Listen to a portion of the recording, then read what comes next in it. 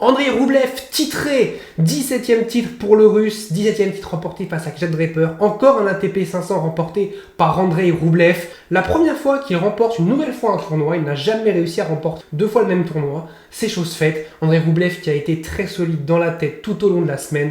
On en parle tout de suite. Salut à tous, j'espère que vous allez bien, je suis très heureux de vous retrouver pour une toute nouvelle vidéo et comme vous le voyez aujourd'hui, vous l'avez vu sur la miniature, on va parler de la victoire d'Andrei Roublev face à Jack Draper, de la victoire d'Andrei Roublev au tournoi de Doha, le nouvel ATP 500 du tennis, voilà, qui était un ATP 250 à l'origine, qui maintenant est passé un ATP 500. Et bah c'est Andrei Roublev qui voilà, est le nouveau vainqueur de Doha. L'an dernier, ça avait été Karen Khachanov. Encore un Russe qui remporte Doha. Et donc voilà, Roublev qui a été très solide. On va revenir un peu sur sa semaine parce qu'elle a été, je trouve, très importante dans la tête. Au-delà du tennis, qui a aussi été très bon, évidemment, mais la tête, c'est vraiment très important, surtout c'est un sujet très sensible pour Andrei Roublev. On rappelle aussi, pour le contexte, on est quasiment un an, jour pour jour, de sa disqualification face à Alexander Bublik, qui avait été complètement dingue, où il avait insulté une juge de ligne en russe. Manque de bol, la juge de ligne savait parler la langue, et donc il s'est fait choper par la patrouille, donc il s'est fait disqualifier, et depuis on sent que quand il pète des câbles, parce que c'est un joueur qui pète des câbles, Roublev on le sait, il se tape dessus, il se met des coups de raquette sur le genou, il a peur de rien, mais on sent que maintenant il était un peu en train de se contenir, essayer de gérer un peu cette frustration qu'il avait. Et il n'a jamais réussi à le faire quasiment. Il a remporté le Master 1000 de Madrid l'an dernier, ce qui était excellent. Il a fait une finale notamment au Canada aussi l'an dernier qui était excellent. Mais ce joueur régulier qu'on avait, ce Roublev régulier, on l'a un peu perdu je trouve au fil de la saison 2024.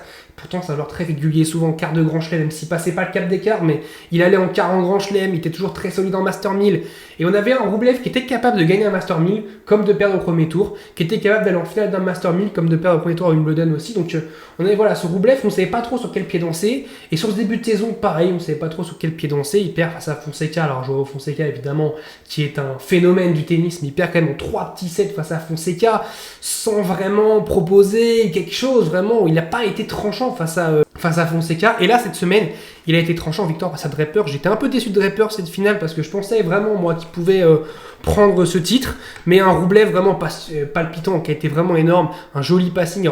Draper qui fait un très mauvais jeu, qui fait sa première double faute du match, qui fait pas un bon jeu de service. Mais Roublev, il a été saisi à l'occasion et il fait un fabuleux passing pour prendre le premier set. Un nouveau Roublev, un Roublev qu'on voit méditer, qui a fait ça tout au long de ses matchs. Vraiment, il ferme les yeux au changement de côté. Et il souffle, il se pose parce que voilà, on sait que c'est un joueur qui est capable d'un n'importe quel moment de frictionner. Et on l'a vu à ce moment-là quand il s'est breaké dans la fin du deuxième set où il jette sa raquette. Bon, il la casse pas, mais il la jette. Et on sent que la frustration est en train de prendre le dessus. Et là où Roublev est fort, c'est que peut-être le Roublev d'il y a quelques semaines, quelques mois, il lâche complètement le match après avoir perdu ce deuxième set. On est dans un match très serré, il perd le deuxième set, on peut se dire Draper va s'envoler. Et ben non, et il va être très très très très fort. Il va faire un retour en passing, en revers magnifique de la part de Roublev. Et qui voilà termine sur vraiment un 6-1, mais net et sans bavure. Vraiment, il y a rien eu, il était à 2 points de lui mettre 6-0. C'était un excellent Roublev dans ce troisième set. Un Draper qui a un petit peu flanché physiquement. Mais c'est d'ailleurs le problème de Draper, qui vraiment physiquement, il y a vraiment un petit couac. Parce que ok, il fait 3-7 face à Lehechka, il fait 3-7 face à Berrettini, et là, du coup, il fait 3-7 face à Roublev.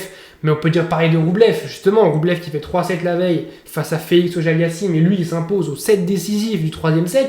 Il fait encore 3-7 l'avant-veille face à Alex de Minaur. Cette fois, on va parler de ce match parce que face à de Minaur, ça a été totalement dingue. Justement, il en était là face à de Minaur. Il a eu ce penalty à 6-1, 3-6, 5-2 et il a perdu ce point. Il a perdu ce point et il a eu besoin de 8 balles de match. 8 balles de match pour remporter ce match. 8 balles de match pour battre Alex de Minaur. Et on ne se rend pas compte de l'effort mental qu'il a dû avoir sur ce match parce qu'on sait, Roublev, c'est un joueur qui peut complètement exploser. Il a réussi à tenir. Il a des balles de match à 5-2, à 5-3, dans le tie-break. Il en a pas mal aussi.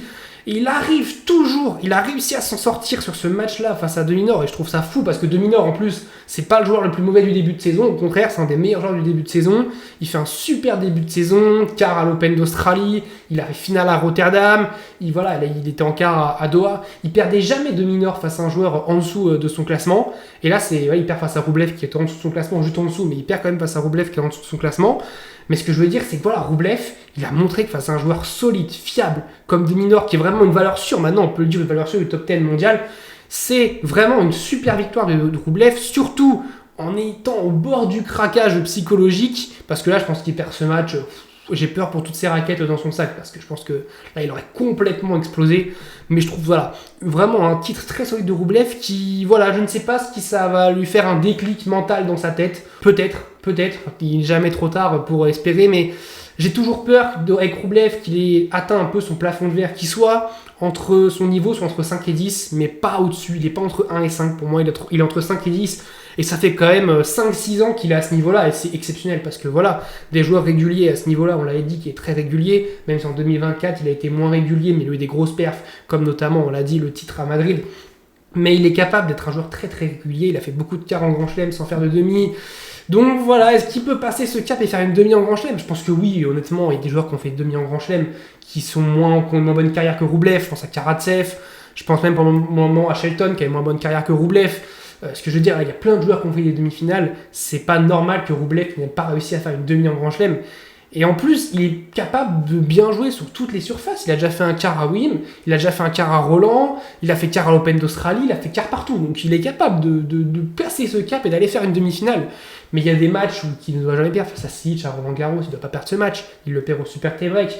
C'est pour ça que là, je trouve que c'est bien de gagner des matchs comme ça, au tie-break décisif, dans des matchs âpres, compliqués, face à De Minaur qui va te demander d'être un minimum solide dans le tennis, dans la tête, voire même plus qu'un minimum, d'être bon face à Félix Auger-Aliassime qui joue plutôt bien aussi depuis ce début de saison et de gagner encore une fois au tie-break décisif. Et puis face à Draper, d'être frustré à perdre du second set, être presque au bord de la fissure parce qu'il jette sa raquette. On sent peut-être que la nervosité va gagner la tête de Roublev.